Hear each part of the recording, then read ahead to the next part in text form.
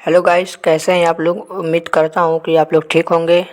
तो चलिए, आज हम लोगों का टॉपिक चलेगा फिजिक्स के प्रकाश चैप्टर के। हेडिंग रहेगा प्रकाश का परावर्तन।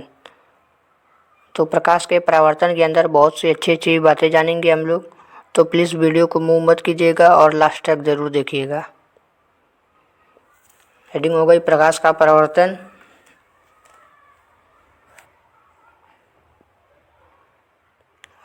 प्लीज़ वीडियो को लाइक और चैनल को सब्सक्राइब ज़रूर कीजिएगा दोस्तों। तो पहला है, ये एक दर्पण है हमारा, कोई भी दर्पण है। मान लीजिए समतल दर्पण है और उस पर बैक साइड जो है लैप लगा हुआ है। मान लीजिए बैक साइड से पेंट किया हुआ है, तो जब कोई प्रकाश उस पर आती है तो वहाँ से टकरा कर वापस चली जाती है, तो वो हमारा क्या होता है, परावर्तक तल। मान लीजिए हम कोई गेंद लिए और अगर उसे दीवार पर फेंकते हैं तो वहाँ से लड़ कर वापस आती है, तो ये दीवार हमारा परावर्तक तल होता है।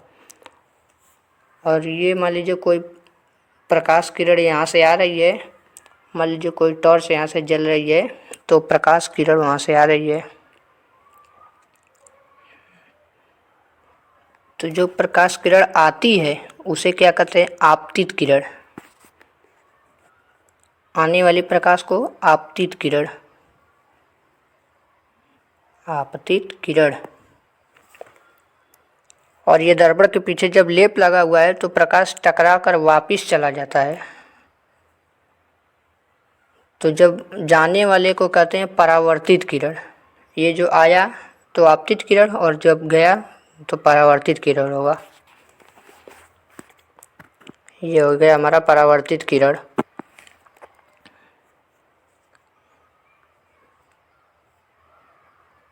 आपतित किरण और परावर्तित किरण उम्मीद करता हूँ कि आप लोग जान ही गए होंगे। और अब चलिए अभिलंब के बारे में बात करते हैं। तो एक फीट की मदद से आप लोग एक बीच में लाइन खींचेंगे जो एकदम उसके ठीक मध्य में हो, बीच में एकदम। तो इसको कहते हैं अभिलंब। जो बीच से निकलता है एकदम सीधे उसे कहेंगे अभिलंब।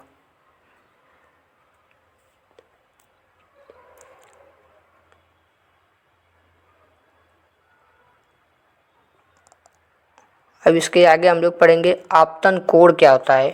आपतन कोण वह होता है जो आपतित किरण और अभिलंब के बीच जो कोण बनता है उसे आपतन कोण कहते हैं। ये आपतित किरण और अभिलंब तो आप लोग देख ही रहे होंगे, और इसके बीच जो कोण बना है यही हमारा आपतन कोण कहलाता है। इसको आई से डिनोट करते हैं। और दूसरा होगा परावर्तन कोण। परावर्तन कोण, तो अभिलंब और परावर्तित किरण के बीच जो कोण बनता है उसे परावर्तन कोण कहते हैं।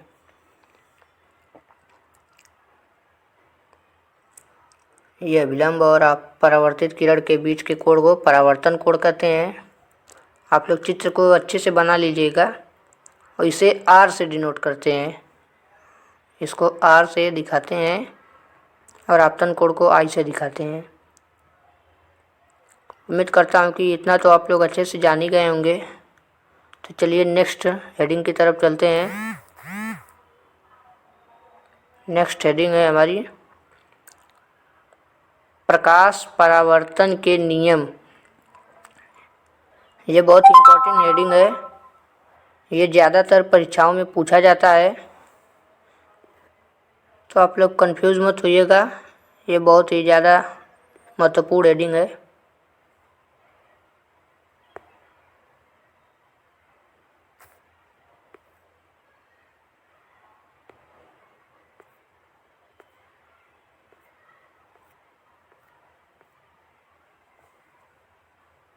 तो प्रकाश परावर्तन के दो होते हैं। प्रकाश परावर्तन के दो नियम होते हैं। दोनों नियम हम आज पढ़ेंगे। पहला नियम, प्रकाश परावर्तन का पहला नियम जो होता है, इसमें होता है आपतित किरण, अभिलंब और परावर्तित किरण।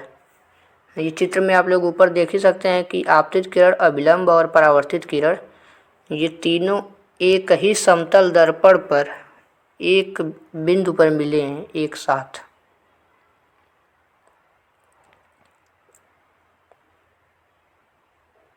चित्र में आप लोग देख सकते हैं कि आपतित किरण, अभिलंब और परावर्तित किरण ये तीनों एक ही समतल बिंदु पर मिले हैं।